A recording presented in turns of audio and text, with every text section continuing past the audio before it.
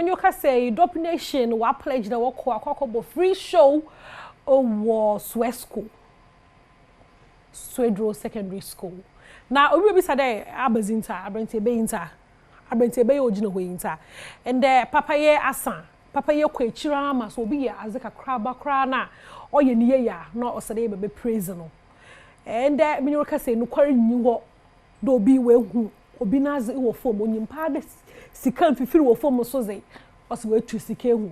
Ame ehwempa sika wo tu ne hu a. Ifom mfifiri sika da. Since don't to sika hu. Obi na ze wo fom a onye wo za fanaze kaka man.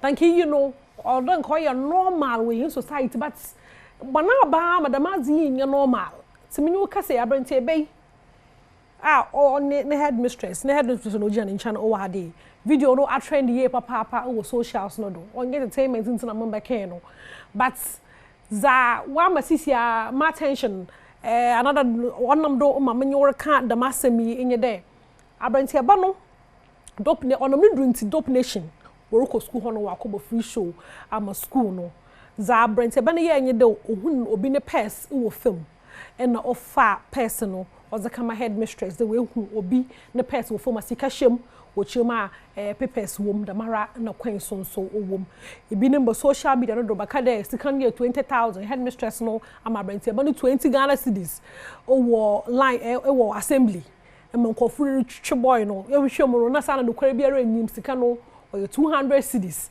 na kwen 11 cedis sika ho into no headmistress na cha brante no 20 Ghana cedis but e bi sama wa ma no hwe kra mpo a in Castella, but for Sunday, headmistress no just channel ye no opedo chabo friends or ye no kwan papa no nam do nto mi no e interviews are Brent and why nyinara na tu hu ye very sweet boy or ye thoughtful papa odwunko e trust sika miza bo for 2 days of pepe mezimo asa so no matter was the number nyina wo social media I will be a pede support no koko support na single mother or raise number no we raise number find am no so no one support abofra no na mama ntumo mbo no na o man education kwani ehia nyimpa bi no modam wada ho awu de iwiaze azo oyanyi za onyanyi o mix there be abofra no nyame hia na papa nti no Adom Nation boko school honom na wakọ akaka perform free esi hu video na ehu mama we twa egu socials no da ma anko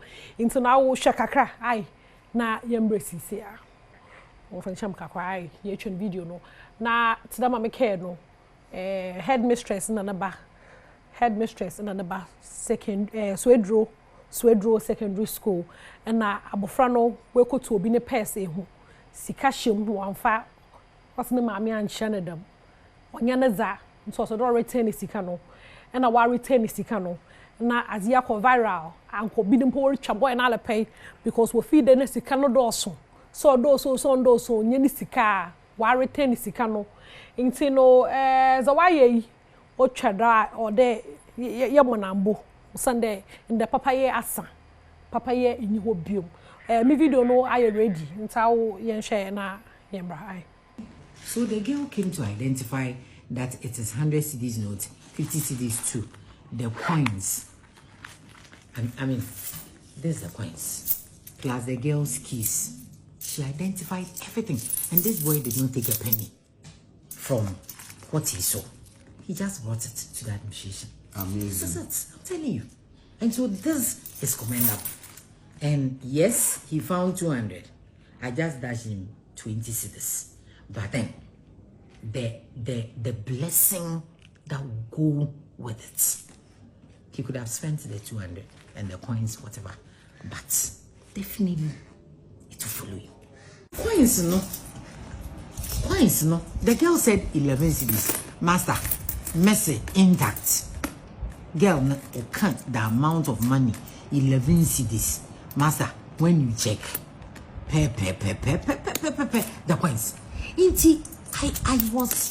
I was shocked. So I told the boy that honestly, I will reward you for this thing that you have done, but I cannot do it privately.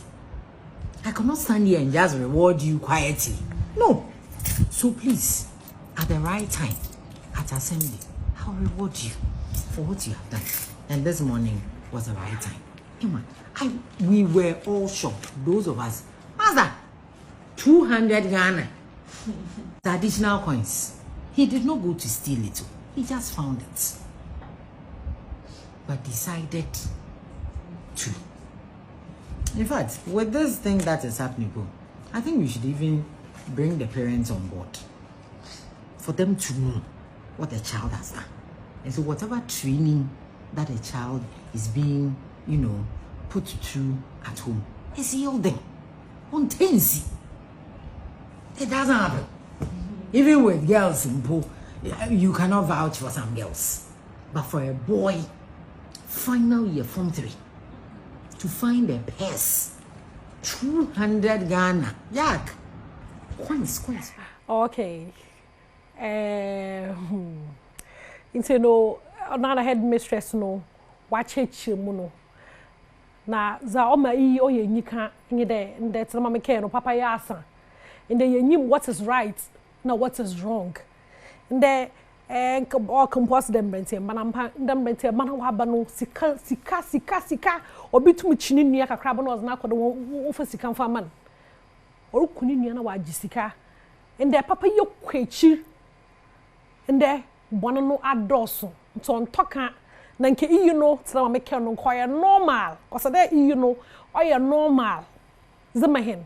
De enamani to sike ho a anade nom ni hu nyanko na az de foma ihu do onye woza nti na eba fa na hwehwe nura but nde de maza no onsi bio nti no abrante ba no ye no wama waye hwe no wonwa ma ye toto asranye de ye mfom asuaze se ye nya abrante be ne saso nkokule ba asa wo Ghana ha Ghana be fine papa yenyim de America ele kada wo awanke de boko na anye mame o ye pepe pedama no se de yen ai obi na azota onye woza fa na hwehwe ni wura na fomman ai nti no abranti eba no nyame nhira no ebi mpa no nam da mukwani do na nyakopon ba sesa no na nebusu nyina wonder bro nti no nyame nhira no papa de wetum na why bibidam de bi na dope nation also ko school hoyi ekwa nyim obenya 200 cedis also it 2 days ma wasa so no oretani